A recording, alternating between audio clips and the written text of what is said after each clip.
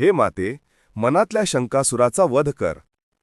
मनातल्या शंकासुराचा वध करणे हे एक आव्हानात्मक कार्य आहे, ज्यामुळे अनेक नाती आणि विचारप्रवाह प्रभावित होऊ शकतात. शंका कधी येऊ शकतात, मग ती पती-पत्नीत, गुरु-शिष्यामध्ये किंवा मित्रांमध्ये असो. या शंका स्वाभाविक असल्या तरी त्यांचा विपरीत परिणाम होऊ शकतो.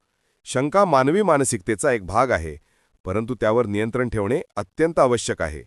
शंका आणि नाती. मनुष्याच्या प्राणदेहात 9 द्वारातून अनेक शंका रोज उपस्थित होत असतात.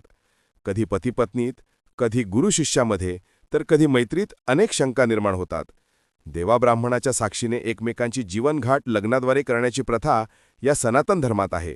तथापि प्रेमविवाह किंवा ठरवून केलेलं लग्न असो, संसारगाडा हाकताना शंकासुराचा जन्म होतो, ज्याचा विपरीत परिणाम त्यांच्या संसारावर होऊ शकतो.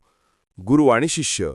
स्वतःच्या साधनेत व्यस्त असलेला गुरु किंवा शिष्य एकमेकांच्या नात्यात शंका उपस्थित केल्याने मतभेद निर्माण करतात. अनेक देवतांना विविध पद्धतीने आळवणी करणारा साधक देवाची, पर्यायाने गुरुची अवहेलना करीत असतो. देवीला माय बोला किंवा आय बोला, ती दोन्ही स्वरूपात आपल्या भक्ताला साथ देत असते, परंतु शंकासूर तिच्या बाबतीतही शंका घेण्याचं धाडस सोडत नाही. शंकांचा प्रभाव.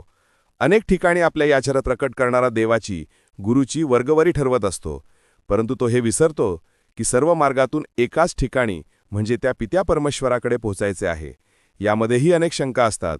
जिवलग मैत्री. जीवाभावाचा मित्र कधी शंकेमुळे वैरी वाटायला लागतो, तर कधी तो आपलाच प्रतिस्पर्धी असल्याची मनात खंत होत राहते. निखळ मैत्री करणाऱ्या व्यक्तींमध्ये कधी शंकेला वाव नाही. तथापि आपल्या मनात उद्भवणाऱ्या शंका या आपल्याला स्वस्थ बसू देत नाहीत. अनेक विचार, प्रश्न आणि त्याची उत्तरं आपणच ठरवत असतो. मन चिंती ते वैलीन चिंती. आपल्यावर नियंत्रण करणारी नियती. हे सर्व उघड्या डोळ्याने निमूटपणे पाहत असते, माणसाच्या माकडचेष्टा वृत्तीवरती हसते. म्हणूनच म्हणतात, मन चिंती ते वैरीन चिंती. परंतु यावर पकड कशी मिळवायची? आपल्या धर्मात सतत परमेश्वराच्या नामस्मरणात मन विलीन करणे हे एक उपाय सांगितले आहे, ज्यामुळे शंका निर्मूलन होऊ शकते. जेव्हा अशा शंका आपल्याला त्रास देतात, तेव्हा सद्विवेक बुद्धीचा उपयोग करून त्यांचा निपक्षपाती विचार करावा. अशा प्रसंगी देवीचा आशीर्वाद मागून आपल्या मनातील शंका दूर करण्याचा संकल्प करावा, ज्यामुळे जीवन अधिक सुखकर आणि शांततापूर्ण बनेल. जेणेकरून कोणत्याही प्रकारे निर्विघ्नकारी शंकाकारी प्रश्न उपस्थित होणार नाहीत आणि फावल्या वेळेत ते जर प्रकटच झालेच तर आपली सद्विवेक बुद्धी कामी आणावी.